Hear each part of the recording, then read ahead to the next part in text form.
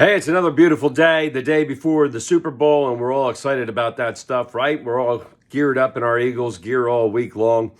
And I've been following all kinds of things on Facebook and Twitter and Instagram, right? All kinds of information about the Super Bowl. And I came across a meme the other day which made me laugh out loud. And I've seen it before, but I saw it again and I thought I would share it with you.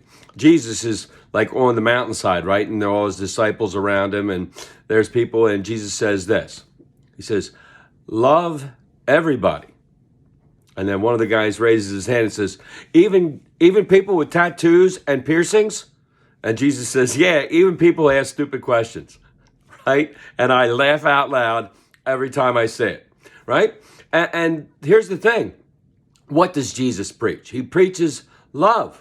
He preaches love everybody all the time. And at one point, he's teaching the masses, and he's got the disciples there, and some Pharisees and some scribes come up, and they're going to try to trap him, right? And they say to him, okay, Jesus, since you're such a smarty pants, paraphrasing, right? If you're so smart, what is the greatest commandment? And maybe they're thinking he's going to say one of the 10 commandments, right? But Jesus rattles this off. You shall love the Lord your God with all your heart, all your soul, all your mind, and all your strength. And you shall love your neighbor as you love yourself. If you do these two, then you will fulfill all the laws, right?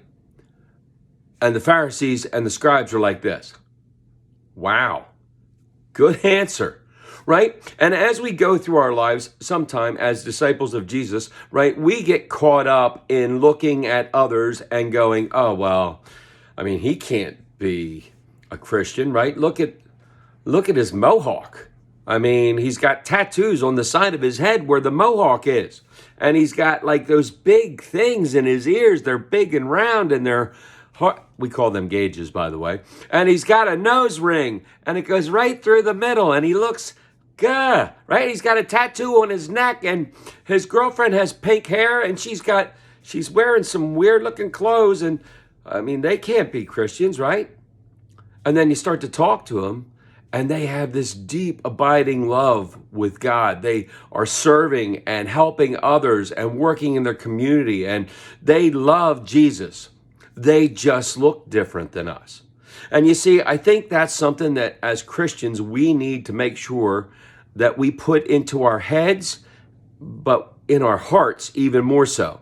That just because a person looks a certain way or acts a certain way doesn't mean that they can't be followers of Christ, that they can't love God with this deep, incredibly awesome love, right? That they aren't serving their God in many different ways. So when we start to pigeonhole people into like what a Christian looks like, right? And it's right there. And if they don't look like that, then they can't be a Christian.